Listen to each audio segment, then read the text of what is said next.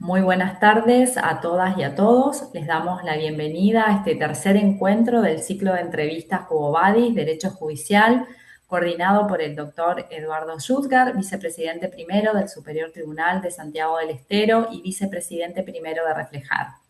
La entrevistada de hoy es la doctora Kanolik Mignoranz Kairat, jueza del Tribunal Europeo de Derechos Humanos, quien fue jueza de instrucción desde el 2001 al 2015, jueza especializada a cargo de la criminalidad organizada y la delincuencia socioeconómica desde 2015 a 2018, magistrada en la Corte de Apelaciones desde 2018 a 2025, los dos últimos años como presidenta, y desde 2025 se desempeña como jueza en la Corte Europea de Derechos Humanos. En el ámbito internacional ha sido experta en el Comité Moneival Blanqueo de Capitales desde 2004 al 2023, fue miembro del Consejo Consultivo de Jueces Europeos, fue miembro del Grupo de Trabajo de Redacción de las Opiniones y a quien le agradecemos especialmente por compartir este espacio de reflexión y análisis con la comunidad judicial de Argentina. Además, queremos disculpar a la doctora María del Carmen Bataini, presidenta de Reflejar, por cuestiones de agenda y una firma de convenio no puede acompañarnos en la tarde de hoy.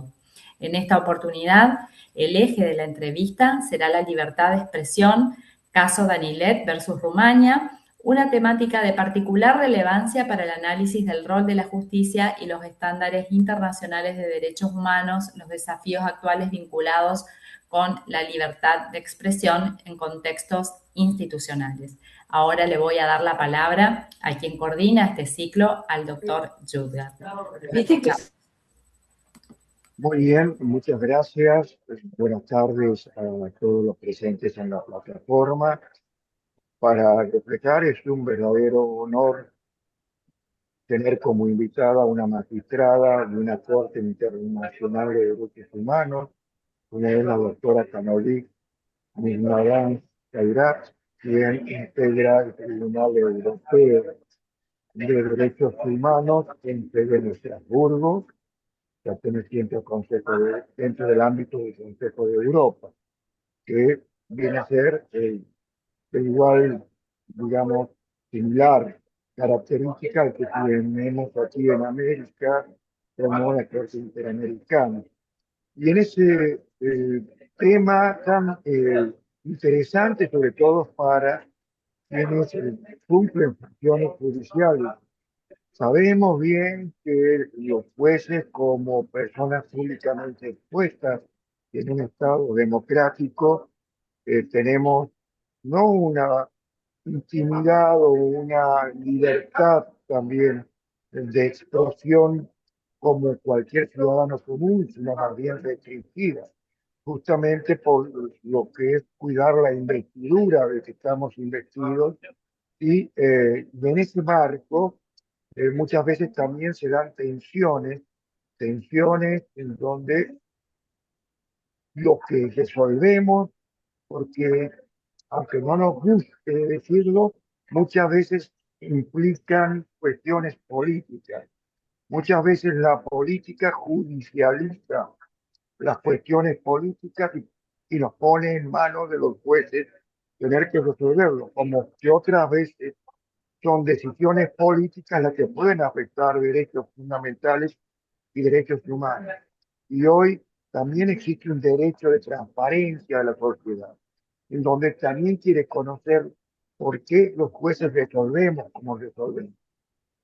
Mucho de la pérdida de confianza es el silencio en que a veces nos hemos imbuido en decir de que los jueces solo hablamos por nuestras decisiones y sentencias. Pero también es cierto que si tenemos que hacerlo más allá de la forma en que nos expresamos por la sentencia, tenemos que afinar también nuestras virtudes vinculadas a una cualidad especial que tenemos que adquirir, como es la prudencia judicial dentro de los temas que tenemos que hablar públicamente y nuestras conductas fuera de nuestro despacho. Desde esa perspectiva, creo que conforme lo que he leído en el caso de Danilet, no, qué mejor que nos explique quién ha sido parte de esas sentencias que creo que no tenemos todavía en América Latina, nada más que de modos indirectos en cuanto a fallos de la Corte Interamericana. Pero como está nuestra región con las democracias, entre comillas, que tenemos, muchas veces meramente formales y no sustanciales, vemos que también hay mayor activismo de los jueces en ese aspecto cuando se trata de, eh, juzgar sobre cuestiones que afectan derechos fundamentales y derechos humanos. Así que no quiero demorarme más, agradecerle a la doctora Canolit o Canolit, perdón, por haberse tomado estos minutos, pues, que va a ser objeto de que la vamos a escuchar. Y lo primero, me gustaría saber es en lo personal. Cuando ella como magistrada recibió las características del caso y pensó, es un juez al que tenemos que juzgar como parte, en este caso como víctima en el sistema, y cómo se desarrolló después todas las particularidades de entre lo que se pueda hacer público de esta sentencia, de tanta trascendencia, sobre todo para la doctrina judicial, y para saber hacia dónde vamos los jueces, como es el lema de estos ciclos, referido a hasta dónde puede, conforme una corte internacional, extender, digamos, su libertad de expresión. Así que dejo la palabra a nuestra invitada. Muchas gracias. Buenas tardes. En primer lugar, pues agradecerles su invitación y la posibilidad de estar aquí compartiendo con ustedes. Yo no formé parte dijimos, de los primeros pasos del asunto de Aniret en el tribunal, porque todavía no estaba aquí. Y aunque hubiera estado, pues el secreto de la deliberación me impediría explicar un poco, ¿no?, cómo funcionó al inicio. Lo que sí puedo decir es que cuando Daniret llega al tribunal, llega por una sanción, llega por un disciplinario que se había impuesto al juez. Y el juez consideraba que era una vulneración de su derecho a la independencia judicial. Y es en ese sentido, desde ese punto de vista, que el Tribunal Europeo ha analizado las cuestiones relativas a la libertad de expresión de los jueces. El primer caso fue Vaca, el segundo fue Jurek y el tercero fue Danilet, que ha comportado un cambio importante de doctrina. ¿Se escucha bien? ¿Sí? Vale. ¿Cuál es la evolución que ha habido en este sentido? Es que en los 70 años de historia del tribunal, la independencia judicial nunca se había visto cuestionada por los propios jueces. Hasta Vaca, en los años, ya estamos bien entrados en los años 2000, teníamos ciudadanos que discutían si el tribunal era no independiente, pero no jueces que se sentían atacados en su independencia. Por eso, hasta ese momento, se había planteado claramente que un deber de reserva, diré, prácticamente absoluto de los jueces. Pero a partir de Vaca uno se plantea qué pasa cuando el juez es atacado en su calidad de juez, es atacado en su derecho a ejercer la jurisdicción de manera independiente. Y ya en Vaca se dijo que a partir de en esta situación, el juez no solo tiene derecho a hablar, sino que tiene obligación de hacerlo. Tiene obligación de hacerlo para defender lo que son los principios del Estado de Derecho, lo que es el estatuto judicial desde el punto de vista de su independencia y de preservar el normal funcionamiento de las jurisdicciones, pero también a nivel personal, defender el estatuto judicial en este sentido. En el caso Vaca, lo que se estableció es que esta función se atribuía a los presidentes de jurisdicción, a las asociaciones de jueces, en el sentido de que tendría que haber... 4.15 por mes y había sido que a partir del mes que viene... Perdón, se activó el micrófono. Sí, no se preocupe. Tendría en el caso de Vaca, era el presidente del Tribunal Constitucional, creo, del Tribunal Supremo, era la máxima autoridad judicial del país. Y que en esa calidad, uno representando al cuerpo judicial, tenía un derecho y una obligación de manifestarse. El caso de Anilet es muy diferente en el sentido de que estamos hablando de un juez que en aquel momento era juez de primera instancia y no se representaba, dijéramos, más que a sí mismo, su condición de juez, pero no era un representante de un colectivo. Y lo que se plantea es hasta qué punto cada juez individualmente tiene un derecho a la libertad de expresión y además en el contexto y en la forma en que lo hace. La primera vez que el tribunal había admitido este derecho de los jueces a expresarse había sido por unas manifestaciones en el marco del Parlamento y por un comunicado de prensa oficial. De ahí pasamos al caso de Anilet, que estamos hablando pues, de unos mensajes en Facebook, pero de una página muy vista, que en aquel momento creo que tenía 50.000 seguidores, ahora creo que tiene más de 300.000 seguidores. Era conocido en Rumanía como el juez de las redes sociales. Y como un juez individual a través de redes sociales y con un lenguaje, diremos como mínimo muy directo, tenía también este derecho a expresarse o no. Y en ese sentido la sentencia de Anilet ha sido revolucionaria para nosotros porque ha admitido que cada juez individualmente tiene un derecho a expresarse respecto a las vulneraciones que considere que está sufriendo el Estado de Derecho y en concreto la independencia judicial. Y en ese sentido lo que estatuyó el Tribunal Europeo, la Corte Europea de Derechos Humanos, es la violación a la independencia judicial que supuso la sanción disciplinaria impuesta al juez. Yo creo que es en este contexto en el que se plantea este derecho a la libertad de expresión.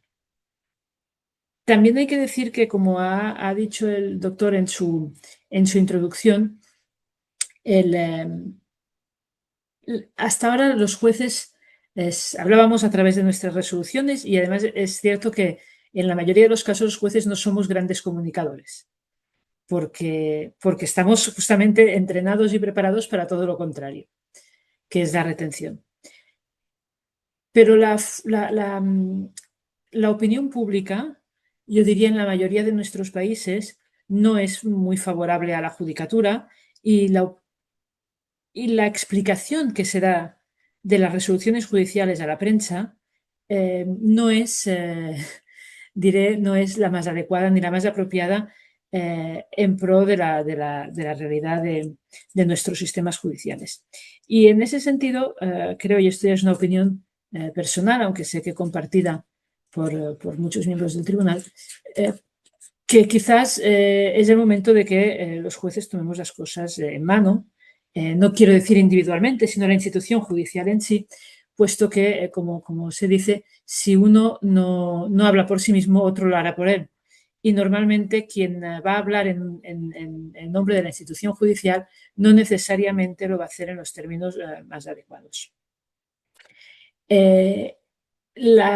Pretender que el ciudadano común va a leer nuestras sentencias y va a entender y va a interpretar lo que es el Poder Judicial, lo que es la actividad jurisdiccional a través de nuestras resoluciones, bueno, si hablamos de abogados quizás sí, pero el ciudadano de a pie todos somos conscientes de que no se va a leer estas sentencias y de que a lo mejor tampoco los va a entender, porque a veces el lenguaje que usamos no es el más apropiado para una comunicación, diré, de masas, ¿no? De hecho, cuando llegué al tribunal, nosotros nos encontramos, y es algo que a mí personalmente me ha hecho plantearme cómo estamos redactando las sentencias, de estar notificando un fallo. Y cuando uno ha terminado de notificar la resolución, que la persona demandante se girara a su abogado y le dijera, pero hemos ganado o hemos perdido. Y es verdad que era una cuestión muy técnica, pero no puede ser que la persona a quien estamos impartiendo justicia no nos esté entendiendo. Algo no estamos haciendo suficientemente bien y en ese sentido creo que a nivel institucional necesitamos una reflexión sobre cómo comunicamos, qué comunicamos y en ese sentido debemos comunicar mejor y visibilizarnos más. Todo el mundo, creo, en nuestros países sabe perfectamente quién son los parlamentarios más destacados, quiénes son los miembros del gobierno, pero me gustaría, si alguien parara por la calle a la gente que pasa, si saben quién son los miembros del Tribunal Constitucional o el presidente de la Corte Suprema, ¿no? Cuando son autoridades igual de importantes, pero no hay esa visibilidad de nuestra función, lo que hace que la noticia solo salta cuando algo no va bien o cuando a alguien le interesa explicar lo que no va bien. Y creo que en ese sentido hay una comunicación a mejorar a nivel institucional, además de el derecho de cada juez, de cada corte, de cada asociación profesional de expresarse respecto. Estoy hablando siempre de las cuestiones que afectan a la actividad jurisdiccional y al Estado de Derecho, evidentemente, ¿eh? Igual que, desgraciadamente, no hemos podido evitar en muchas ocasiones la judicialización de la política. Lo que no podemos permitir es la politización de la justicia. Es decir, tampoco podemos nosotros abrir la puerta a hablar de lo que no corresponde en ese sentido, ¿no? La libertad de expresión del juez se debe limitar a aquello que afecta al Estado de Derecho, pero no debe entrar a cuestiones políticas o partidistas en ese sentido. Y en eso sí que el límite sigue estando, creo, muy, muy claro. Escuchaba atentamente a la doctora cómo ha ido evolucionando en el Tribunal Europeo las jurisprudencias de texto, ¿no? Como que ha ido progresivamente habiendo, digamos, mayores espacios, pero siempre dentro de ese marco, porque, bueno, obviamente los jueces no podemos hablar ni de causas que tenemos el tiempo de resolución o que en ese sentido no podemos hacer que se pueda, digamos, afectar a la investidura en cuanto podría afectar la calidad de imparcialidad y mucho menos sí, tomar partido político dentro de lo que son las ideologías que disputan, digamos, el poder en un Estado democrático. Ahora bien, hay una militancia que creo que sí tenemos que ser conscientes. No sé si estará de acuerdo dentro del marco que nos ha descrito, doctora, que militamos los derechos humanos, ¿sí? Los derechos fundamentales. Eso no tenemos que ni ocultarlo ni decirlo porque, por ejemplo, yo estoy aquí en una provincia autónoma, como por el sistema federal de Argentina, y donde he integrado muchos años el Consejo de la Magistratura de mi provincia, y la Constitución, en nuestro artículo, nos pone como guía, como pauta a tener en cuenta en la elección que hagamos de las ternas, además de la capacidad técnica de ese candidato, compromiso con el sistema democrático, su compromiso con el sistema federal y su compromiso justamente con los derechos humanos, ¿no? Es como si fuera un requisito de condición para ser juez.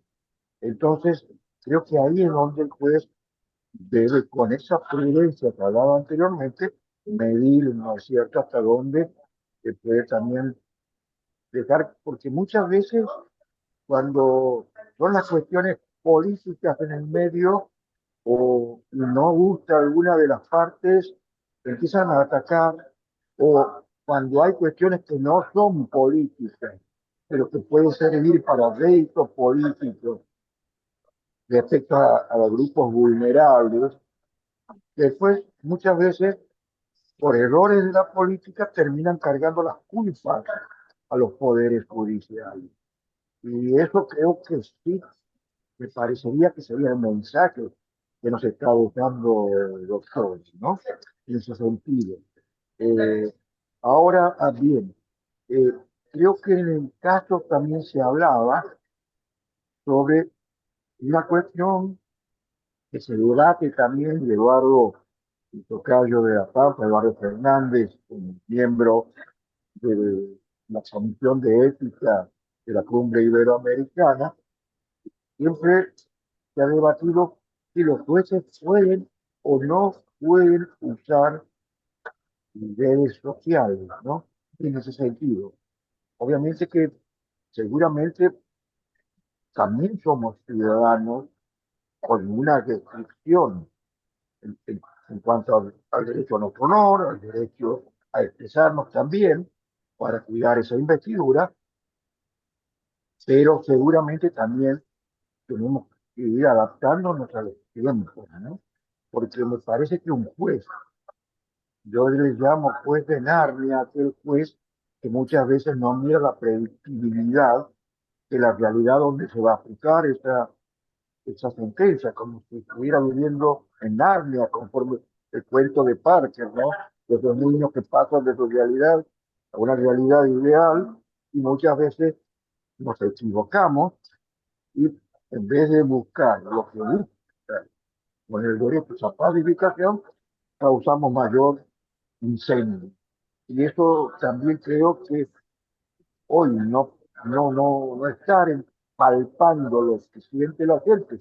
Más allá que siempre vamos a tener que ser independientes de nuestras actividades, pero saber cómo está pasando también creería que un juez desconectado de la realidad no sería el, el mejor perfil que podría tener un juez, ¿no? No sé, no sé qué opinión tendrá usted, doctor.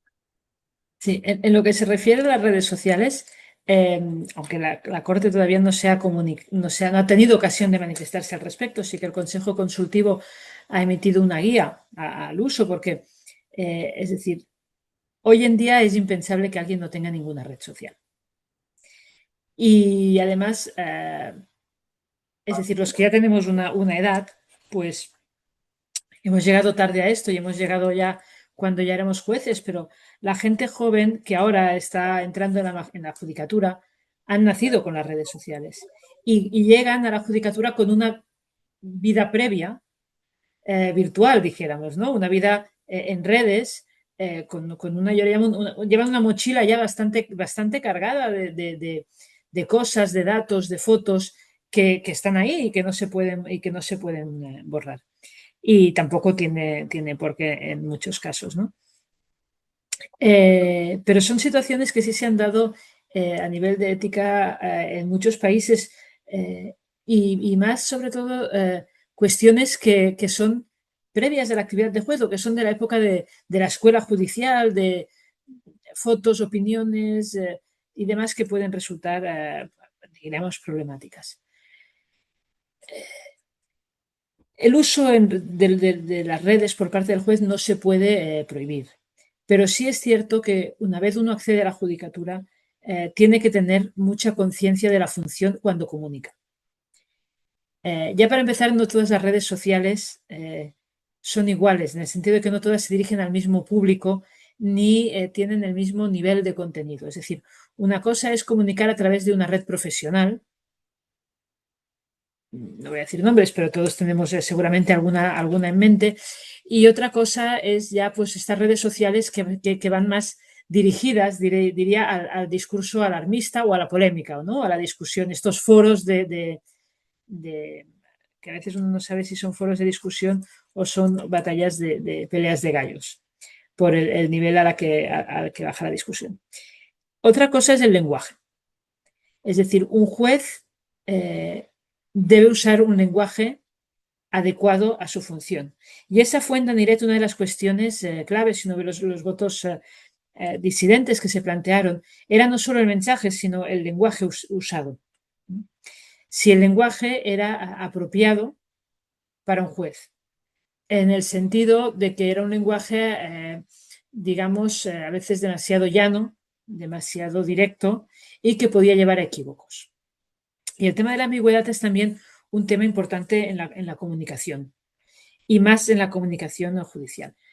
Como ha mencionado anteriormente, los temas de defensa de los derechos humanos, los temas de defensa del Estado de Derecho no son cuestiones políticas, no pueden serlo. Es decir, uno no es porque defienda los derechos humanos de un lado ni del otro, ni está haciendo ninguna actuación política, porque los derechos humanos son de todos.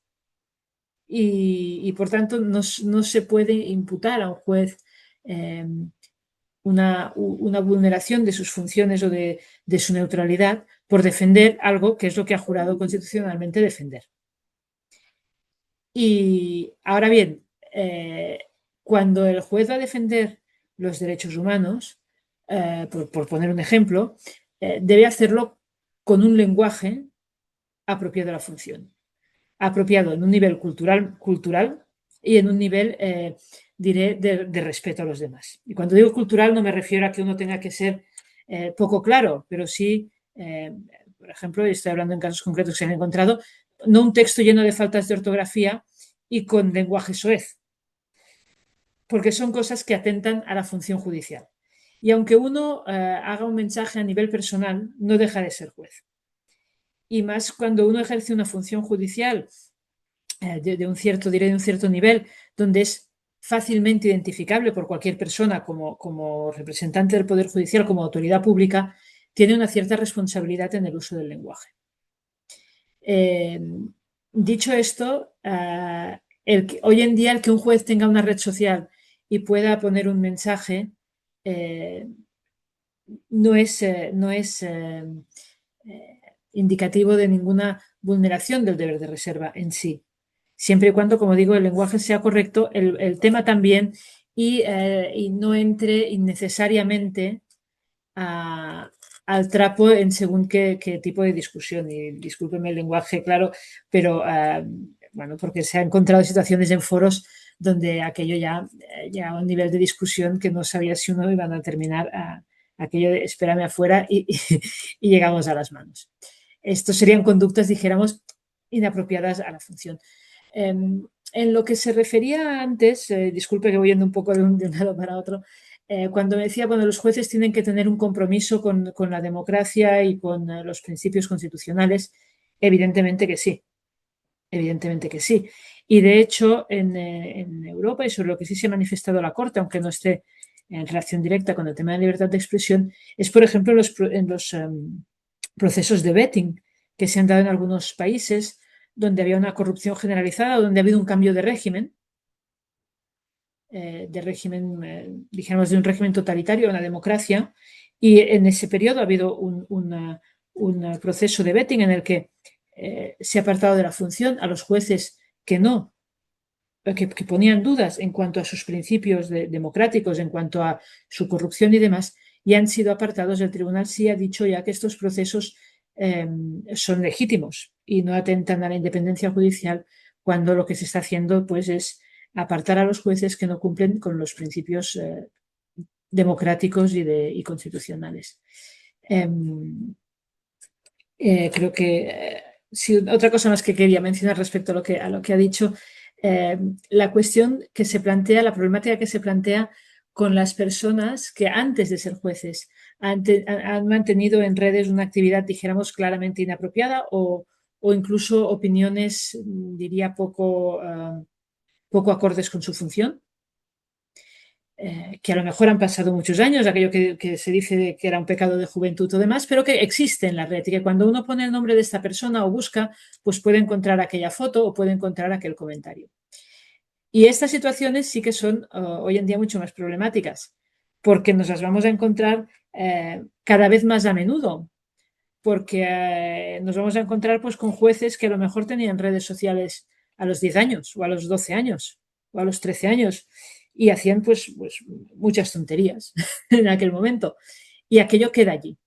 Y el problema es cómo se gestiona esto.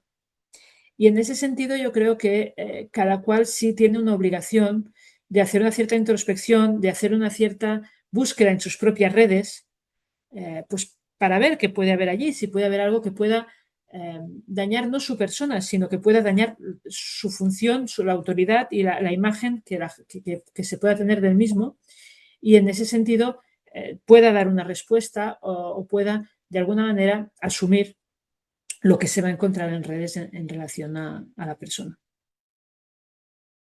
Bueno, yo quería comentar, compartir con ustedes que a Canolic la conocí en una reunión en Madrid, que era de la cumbre, y Canolic representaba al Consejo Consultivo de Jueces Europeos por Andorra. Fue un encuentro muy lindo y eso me dio la oportunidad, además de conocerla a ella, conocer el trabajo del Consejo Consultivo de Jueces Europeos, situación que nosotros no la tenemos, porque no, digamos, el continentalismo jurídico y político que tiene Europa en América todavía no existe, no existe, ¿no? Una comunidad económica europea.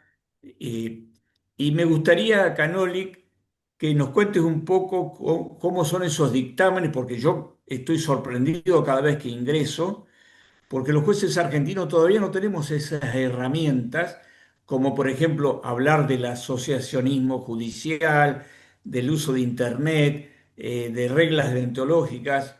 Y esa vez que nos encontramos, que pudimos charlar mucho con vos y con los otros integrantes, me maravilló conocer esa realidad que desconocíamos. Así que te pediría, Canoli, que Sí. nos hablaras un poco. El Consejo Consultivo de Jueces Europeos es un órgano del Consejo de Europa, con lo cual está formado por todos los países de la Europa geográfica, diré, no solo los de la Unión Europea, sino los 46 países que conforman Europa, contando hasta Turquía incluida. En este organismo, cada país envía un juez y luego tiene que ser un juez en activo. Y es un consejo de jueces en activo. Entre todos se vota un buró de 5 miembros, que son los que dirigen las reuniones, y un grupo de trabajo de 10 miembros. Se hace una reunión plenaria una vez al año, donde nos desplazamos todos a Estrasburgo, y se elige un tema a tratar que sea de interés para todos nosotros. A veces puede ser a petición del Consejo de Ministros, pero en los últimos años somos los propios jueces que decidimos qué tema se va a tratar. Ahora mismo sé que se está trabajando sobre el uso de la inteligencia artificial en la redacción de sentencias. Se buscan en general temas, pues en su momento fue también la libertad de expresión en 2022. El año pasado fue el well-being, el bienestar de los jueces.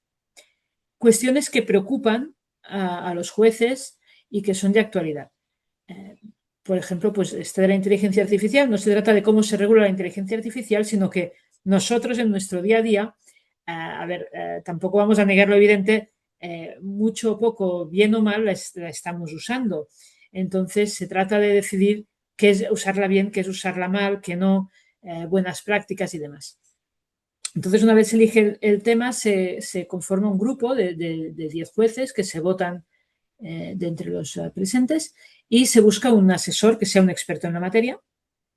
Y durante el año se realizan diferentes reuniones para establecer una opinión que lo que pretende es dar guías, dar directrices de actuación para toda Europa, para los distintos países. Pues en su momento fue sobre cómo usar las redes sociales y, por ejemplo, y qué decir y qué no decir y cómo decirlo y si se podía ser bajo seudónimo o no o demás. Hay una discusión, se prepara un texto y una vez está el texto cerrado nos encontramos durante 3-4 días y se va repasando el texto párrafo a párrafo y se va discutiendo y finalmente pues se vota y se adopta. Este Consejo Consultivo ha dado guías que la verdad son muy útiles en el día a día judicial y aquí en la Corte Europea de Derechos Humanos en varias resoluciones nos hemos apoyado en estas opiniones. De hecho, por ejemplo, en el caso de Aniret se hace referencia a la opinión del Consejo Consultivo sobre la libertad de expresión de los jueces, porque da guías y de alguna manera establece unos estándares de actuación. Y la verdad es que yo les recomendaría encarecidamente crear un órgano similar porque es muy útil a la hora de dar indicaciones y de compartir prácticas, sobre todo de buscar buenas prácticas entre los diferentes países. Porque, bueno, a veces uno le parece obvio lo que está haciendo, pero cuando escucha lo que hacen los otros es completamente diferente y se puede plantear por qué no, porque a lo mejor pues funciona, ¿no? Y tener un foro de debate de diferentes países a nivel judicial, la verdad es que para nosotros ha sido muy enriquecedor. Bien, le hago una pregunta. ¿Cómo entiende usted el equilibrio que deben mantener los jueces entre su derecho individual a expresarse en redes sociales a título personal y la necesidad de preservar la confianza pública, la independencia, neutralidad y apariencia de imparcialidad del Poder Judicial, especialmente en contextos de alta polarización social y digital? A ver, yo creo que es evidente de lo que no se puede hablar, que son de los casos que uno tiene a trámite o de los que puede prever tener, porque hay cosas que uno no tiene encima sobre la mesa, pero sabe que más pronto que tarde le van a caer, entonces no hay que ponerse uno en situación de tenerse que abstener después. Yo creo que quitando a esto en situaciones en las que uno se siente perturbado en su función, se siente atacado en su función, o siente que las medidas o las leyes que se están tomando van a dificultar la tarea jurisdiccional en la manera en la que considera que debe llevarse a cabo, yo ahí sí creo que hay un derecho y una obligación de comunicarse. Y de comunicarse individualmente, en redes, en la manera que uno considere apropiada, siempre que sea eso, claro, sin ambigüedades y con un lenguaje, diré, pues apropiado, ¿no? Como se planteó en el caso de Amiret. Quizás incluso con un lenguaje más apropiado, porque fue una discusión, una votación bastante controvertida, como se ve en el resultado de la sentencia. Pero yo creo que en todo lo que afecta a los derechos humanos, el Estado de Derecho y el estatuto judicial, ahí el juez debe manifestarse. ¿Y por qué no hacerlo a título individual? Es decir, siempre diría es mejor hacerlo a través de una asociación de un presidente de jurisdicción por el mayor peso que tiene, ¿no? No es lo mismo si una persona dice, oye, yo tengo esta opinión, por muy prestigiosa o reputada que sea, es la opinión de una persona, pero si uno está representando una asociación de jueces con, pues no sé, 100 o 200 miembros, pues hombre, el peso es diferente. Y en ese sentido es importante para conseguir que nos hagamos escuchar, ¿no? Pero si no es el caso individualmente, pues ¿por qué no? Pues ¿por qué no? Bien, entiende que el silencio por parte de los jueces transmite desconfianza social. De los jueces individualmente diría que no, porque además, es decir, igual que yo creo que uno debe hablar y tiene el derecho a hacerlo, tampoco se puede empujar al que no se siente cómodo haciéndolo. No es nuestro trabajo comunicar, como decía antes, y si uno no se siente cómodo, no sabe comunicar, tampoco creo que se le deba obligar a individualmente, me refiero. Como colectivo, sí. Como colectivo sí que creo que el silencio hoy en día no es una respuesta, porque los sistemas están generalmente pensados para que el juez no se manifieste, pero alguien hable en su nombre, sea el Consejo Superior de la Magistratura, sea...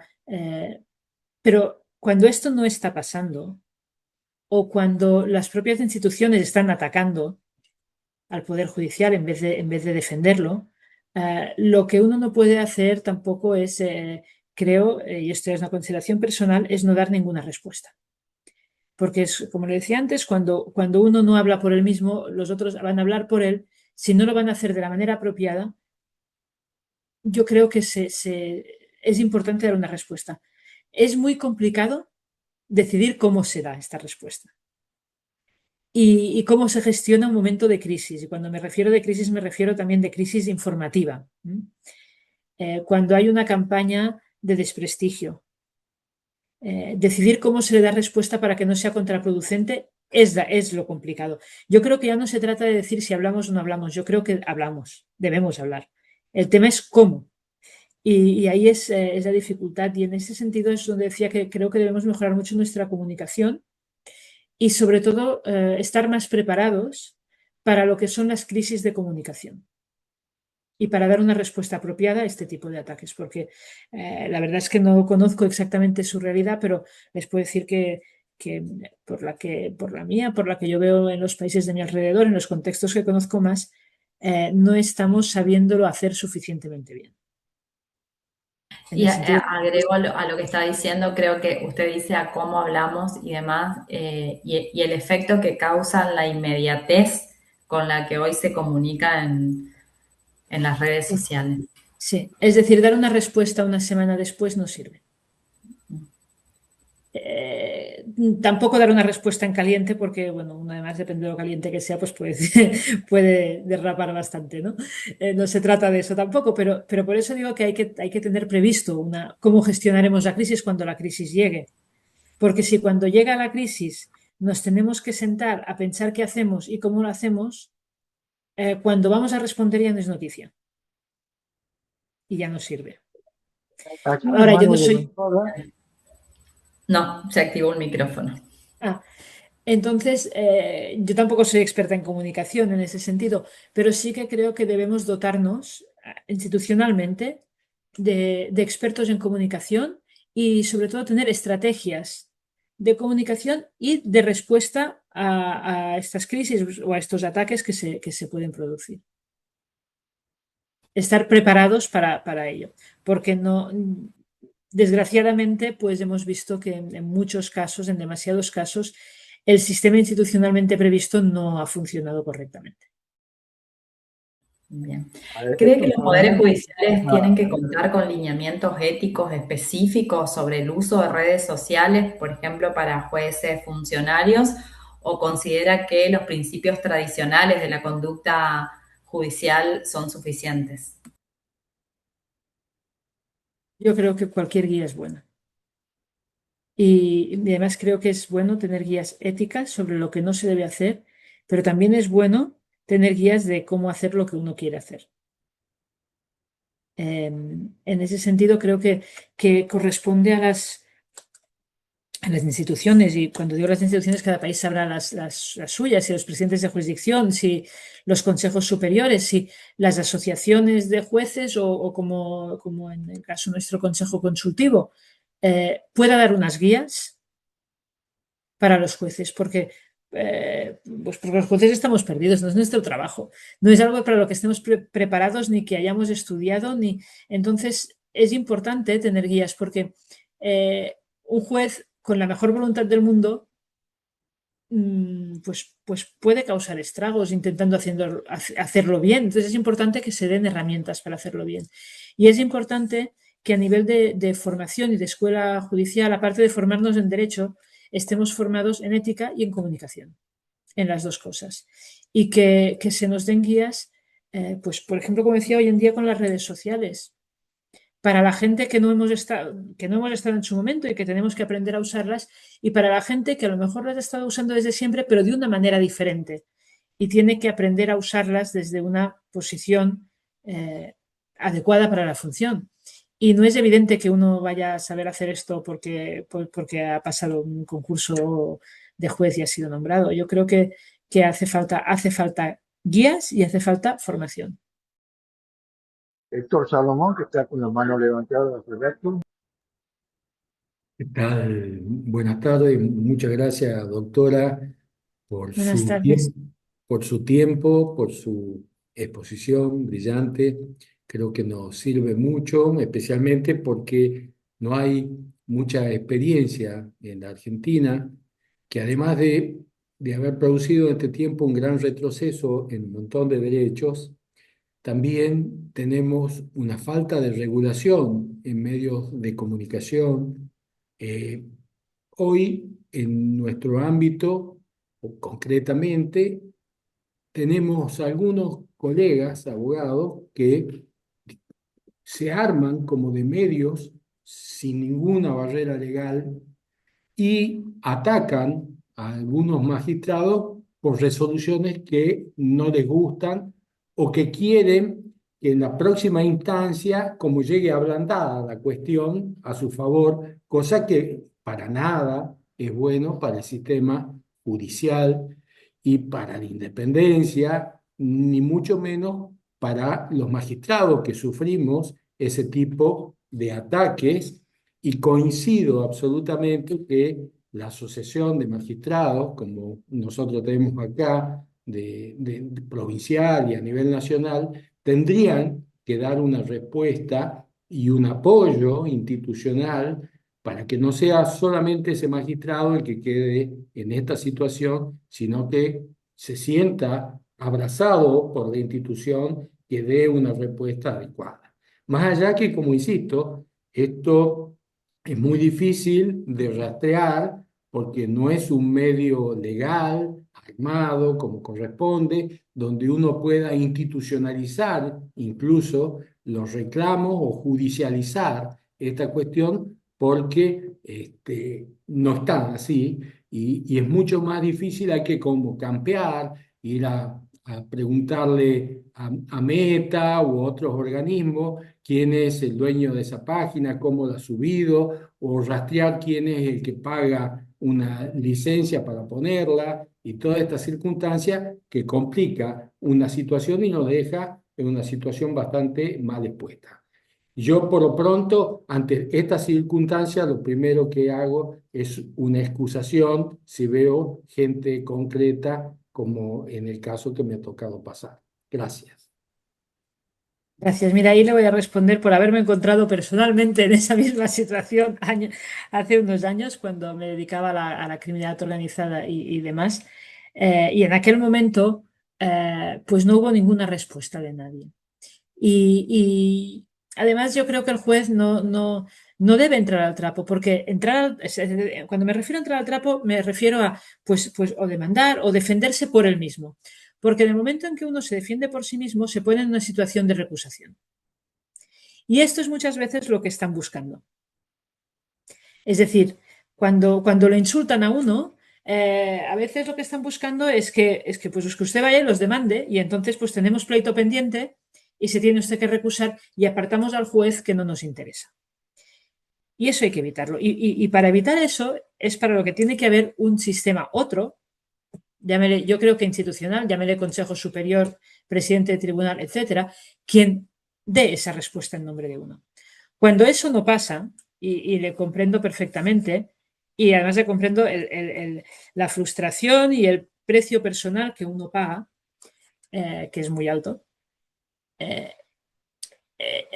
es problemático para la independencia judicial, para la imagen de la justicia y para uno mismo. A veces es muy complicado denunciar y, como usted dice, uno va a Meta, no consigue nada. Y además, aunque consiga algo, no va a conseguir lo que uno realmente quiere, que es parar ese mensaje, porque incluso yendo bien las cosas, incluso si a usted le dan la razón, se la van a dar dentro de unos años y a lo mejor le van a dar una indemnización que en muchos casos va a ser simbólica, pero el daño ya está hecho. En ese caso, yo por eso le decía que es importante tener la crisis preparada.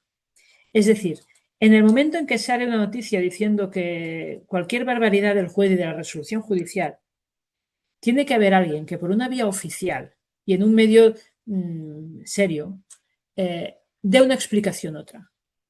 Es decir, en el mismo momento en que esta sentencia judicial, que se sabe que va a ser polémica, porque normalmente nosotros pues ya sabemos por dónde nos va a doler,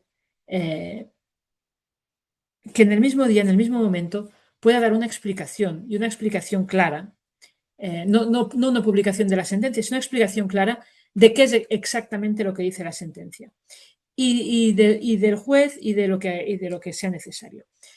Sin entrar a discutir, porque cuando uno entra a responder a A, lo que está provocando es que la gente vaya a ver qué ha dicho A, y eso le da más entradas y demás. Pero sí que al mismo tiempo pueda, de alguna manera, dar una versión oficial apropiada a los datos que se están dando. Pero para conseguirlo hace falta que institucionalmente estemos preparados para ello. Y desgraciadamente, muchas veces pues, los jueces nos encontramos en que nadie habla por nosotros. Y ese es el primer problema importante. Porque si nos obligan a defendernos por nosotros mismos, nos ponen en la imposibilidad de ejercer nuestra función. Y eso es problemático. Es problemático porque no la podemos ejercer, pero es problemático además porque estamos dando una vía para apartar al juez que molesta. Y eso es un problema ya para el sistema y para el ejercicio del Estado de Derecho. No sé si he contestado a su pregunta y además le mando mi solidaridad porque entiendo perfectamente lo que es encontrarse en esa posición. Bien. Doctora, acá hay una última pregunta acá en el chat. Dice, ¿considera que las redes sociales y la circulación inmediata de información pueden afectar el principio de especialidad y protección reforzada que exige la justicia penal juvenil? El uso de las redes es un peligro por su inmediatez. Pero el problema no es el medio, o sea, la red no deja de ser el medio, el problema es la comunicación que vertemos y el poco control que tenemos sobre lo que puede haber en la red. ¿Es un problema? Es un problema. Pero no se le pueden poner puertas al campo. Es decir, tampoco podemos pensar que lo vamos a poder controlar todo, porque las redes son, diré, incontrolables y en ese sentido, vuelvo a lo que le mencionaba anteriormente, va a haber informaciones, va a haber presiones que no vamos a poder parar en sí. Lo único que podemos es intentar limitarlas, pero el uso de redes de manera malintencionada es muy problemático. Cuando dice respecto a la justicia juvenil, no sé si se refiere a los datos, a la facilitación de los datos de los menores o exactamente en qué sentido no sé si está la persona podría puntualizar. Sí, Está por Julieta. aquí. Hola. Sí, sí, le estamos dando la palabra a la persona que hizo la pregunta, que es Sí. Julieta. Si quiere habilitar el micrófono para explicar mejor la pregunta.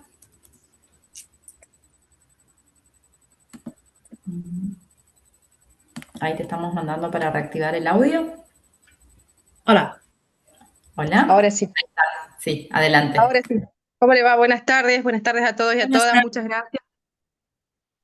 Justamente le hacía la pregunta con respecto a lo que usted menciona sobre la información que se recaba en diferentes legajos de investigación o en mi caso, en el cual pertenezco a un organismo de control y supervisión de medidas alternativas del interior santiagueño, en cuyo caso estamos abordando temáticas de la ley penal juvenil con, digamos, con pocas herramientas y afortunadamente el Poder Judicial nos brinda espacios de capacitación para poder ir fortaleciendo nuestras intervenciones como operadores jurídicos. Entonces, en este escenario nuevo, me interesaría saber cuál es su opinión respecto a la información que se puede llegar a, digamos, a vertir en las redes sociales y de qué manera se puede llegar a hacer una buena supervisión, entendiendo que es un espacio inconmensurable y que es difícil de controlar exhaustivamente, porque justamente el espacio virtual no tiene límites, ¿no? Pensando, doctora, en el daño inconmensurable que representa esto y que es muchas veces irreversible. Usted me está dando de verter los datos de los menores, es decir, el hecho de que los menores se puedan Así es, identificar a así través es. de lo. Claro, en ese caso es porque hay alguna filtración. Exactamente, justamente por eso le pregunto. Claro, ahí el problema, es decir, una vez se ha vertido en redes, el mal está hecho y poco se puede hacer. El problema es que si ha llegado a redes es porque ha habido una filtración a nivel interno. Y ahí sí que lo que sí se puede hacer, no lo podremos parar, pero sí se puede hacer o hay que hacer, hay una obligación en ese sentido de intentar investigar a nivel interno qué ha pasado, quién ha filtrado. Ujú. Eh, y hay que ser muy contundente en ese sentido, porque eso sí es una obligación, me imagino, deontológica como mínimo, si no disciplinaria. Mm, y creo que la vía es esa, no es ya una vez se ha vertido, sino cómo esta información ha podido llegar a verterse, ¿no? Porque la verdad es que una vez está en redes, el daño es muy grande, pero lo que uno puede hacer es desgraciadamente muy poco. Incluso consiguiendo que se retire o que se bloquee, eh, siempre hay alguien que puede haber hecho una captura de pantalla en el momento en que estuvo, etcétera, y la información es imposible de borrar totalmente. Muchas gracias, doctora. Muy bien, doctora Canoli, para despejar, estamos eternamente agradecidos a su predisposición de haber querido acompañarnos la tarde de hoy. No queremos demorarla más, sabemos que allá hora ya avanzada en Europa y es un día laborable también, ¿no? Estamos en día Sí, sí, laborable. sí, sí. Así que agradecerle nuevamente por desde Reflejar, desde la Junta Federal de Cortes y Superiores Tribunales de las Provincias Argentinas y Ciudad Autónoma de Buenos Aires, de haber estado con nosotros. La verdad que es un tema que hace mucho los jueces queremos hablar y que a veces nos cuesta hablar. Hablarlo así abiertamente como lo hemos hablado hoy, para también poder entender cuáles son los parámetros, ¿no?, donde quizás podamos movernos con más seguridad en cuestiones que realmente necesitemos dar nuestras opiniones más allá de lo que son lo que pensamos de nuestras sentencias, ¿no? Así que muy agradecido nuevamente. Ah, Vemos ahí en el chat las palabras de agradecimiento y la excelencia de las cuestiones vertidas. Así que esperamos contar nuevamente en otra oportunidad con su presencia en este foro. Así que le hago llegar un más que cordial saludo desde la República Argentina. Muchas Pues gracias. muchas gracias por su invitación, encantada de estar aquí con ustedes. Y le voy a decir, no sé cómo lo puedo compartir o si lo puedo compartir. Si quisieran compartir con ustedes pues el documento del Consejo Consultivo Europeo, por si les puede servir de guía sobre cómo usar los medios de comunicación por parte de los jueces, y también las guías del Instituto CELI, que están muy bien sobre cómo comunicar y preparar estas crisis de comunicación dentro del mundo judicial.